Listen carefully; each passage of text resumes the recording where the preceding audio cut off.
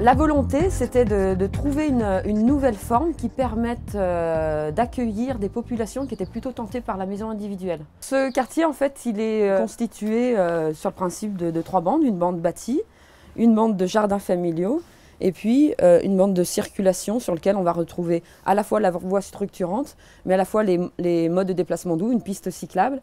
On est ici sur un lieu qui est extrêmement ouvert. On n'est pas dans de l'entre-soi, on est plutôt dans le vivre ensemble. Les espaces publics composés des aires de jeu pour enfants ne vont pas être à l'intérieur des maisons, mais on va le transposer au niveau des jardins. Jardins, plutôt lieu de passage, de flux, etc. Où là, du coup, les enfants des jardiniers, les enfants du quartier, les riverains vont pouvoir se mélanger.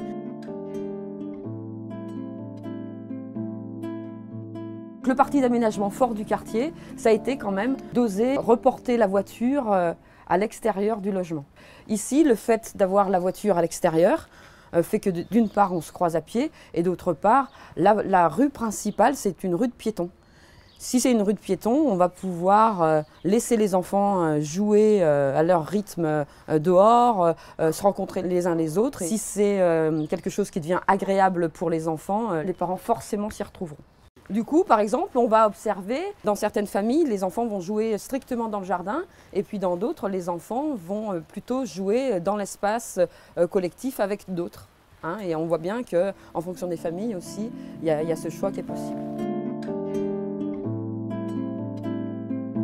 Un voisin, ce n'est pas un ami, ce n'est pas une famille, c'est un autre type de relationnel et ça ouvre sur d'autres expériences avec une distance qui est différente, qu'on peut faire varier. On peut choisir son niveau de relation de rapport à l'autre en fait finalement. On peut choisir de vivre plutôt dans sa maison, plutôt dans son jardin ou aussi d'investir l'espace public et du coup il y a vraiment un panel en fonction de la journée, en fonction de la saison et puis en fonction de chacun qui est intéressant.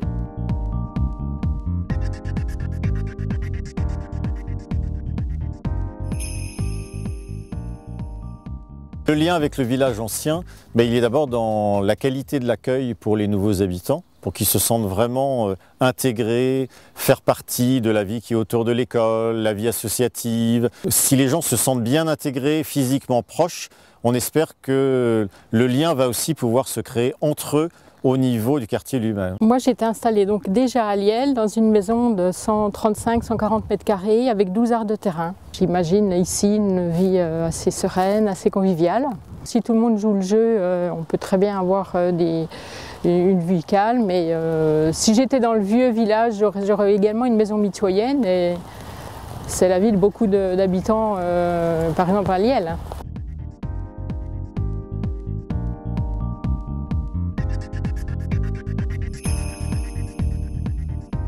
Pour moi, le bioclimatique, c'est récupérer l'ensemble des énergies que l'on a gratuites sur un lieu donné. Donc en général, c'est le soleil, bien évidemment. Le récupérer et le transformer, le stocker et le restituer pour la construction, que ce soit au niveau air ou au niveau eau, pour l'eau chaude, le sanitaire et pour tout ce qui est température des lieux. Dans la conception, déjà, on essaie de construire et d'orienter les constructions à l'endroit où il y a du soleil le plus souvent possible, particulièrement dans zone hivernale. Ce qui est important, effectivement, c'est de trouver un bon rapport entre la surface des murs extérieurs, en partie entre le chaud et le froid, et la surface habitable. Après, le reste, c'est du maquillage. C'est-à-dire qu'en fait, le maquillage, pour moi, c'est de dire il y a des annexes à la construction, que ce soit des terrasses, que ce soit un garage, que ce soit un cellier, une cave, une buanderie, etc. Tout ça, ça peut être à l'extérieur de ce volume et agrémenté visuellement pour retrouver autre chose qu'un cube. C'est aussi possible pour la mitoyenneté, effectivement. C'est même beaucoup mieux parce qu'en fait, on a des murs qui seront en commun, on aura des parois vers l'extérieur qui seront moins importantes, donc moins déperditives, donc moins de problèmes de chauffage.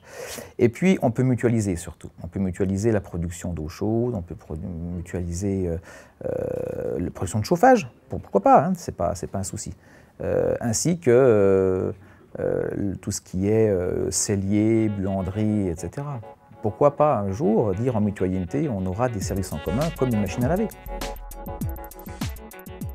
Aujourd'hui, il est important que les constructions soient adaptées réellement à la famille, mais en même temps, il est important d'avoir des espaces qui soient les plus grands possibles avec des circulations minimum. On arrive à avoir un confort de vie, un confort visuel qui est même plus important dans une maison de 110 mètres carrés que dans une maison de 170. Il suffit en même temps d'avoir une perception importante. C'est l'œil qui nous donne la perception d'espace. Si vous avez des grandes baies vitrées bien orientées au sud, par exemple, vous aurez l'œil qui va fuir au-delà de la maison. Et donc, vous allez voir qu'elle est encore plus grande. Et puis, les espaces, les dégagements, on appelle ça des couloirs souvent, peuvent aussi servir un peu plus grand, mais c'est plus un couloir, ça devient une mezzanine, un salon de télé, jeux, etc. Donc, minimiser ces surfaces-là.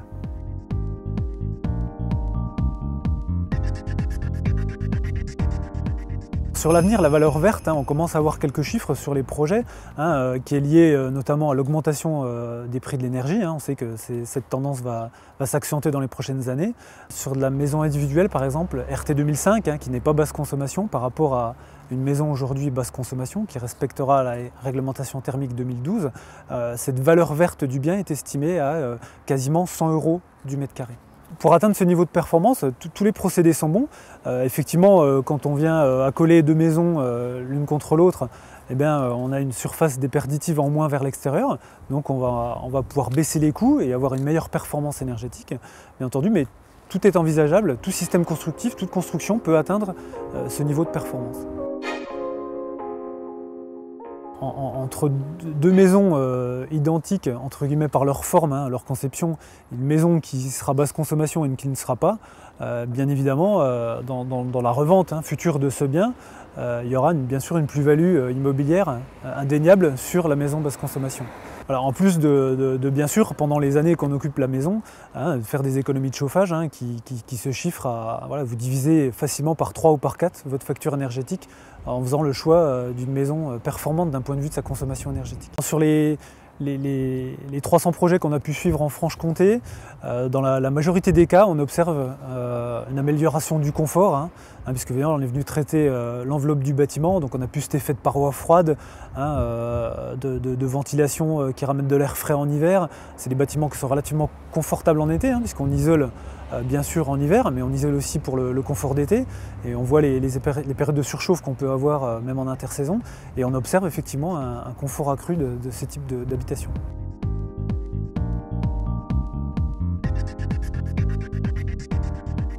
Sur le plateau de l'Avent les Saint-Claude, il faut noter qu'on bénéficie d'ensoleillement assez favorable, notamment l'hiver, la période où on a le besoin de plus d'apports solaires en matière de chauffage, parce qu'on est situé à une altitude qui, la plupart du temps, nous évite d'avoir des épisodes de brouillard. Donc on est a priori dans un secteur qui se prête bien à l'utilisation de l'énergie solaire. Au niveau des énergies disponibles sur le secteur de l'Avent les Saint-Claude, n'étant pas relié à un réseau de distribution de gaz, il y a peu d'alternatives à l'électricité et au fioul. Outre le solaire, on est dans un pays à forte dominante forestière où il est relativement facile de trouver du bois. Et ce serait quand même dommage de ne pas avoir recours au bois pour se chauffer. Une maison qui s'ouvre largement au sud pour faire rentrer le soleil le plus largement possible à l'intérieur de la maison. On peut adjoindre à cette maison des capteurs solaires thermiques qui vont chauffer de l'eau. Et cette eau, stockée dans des procédés adaptés, va permettre d'alimenter un chauffage par le sol à basse température. Globalement, avec le minimum d'énergie électrique qui est nécessaire pour faire fonctionner les installations, je pense que pour un maximum de 500 €, il est possible de chauffer aujourd'hui une maison bien isolée sur le secteur.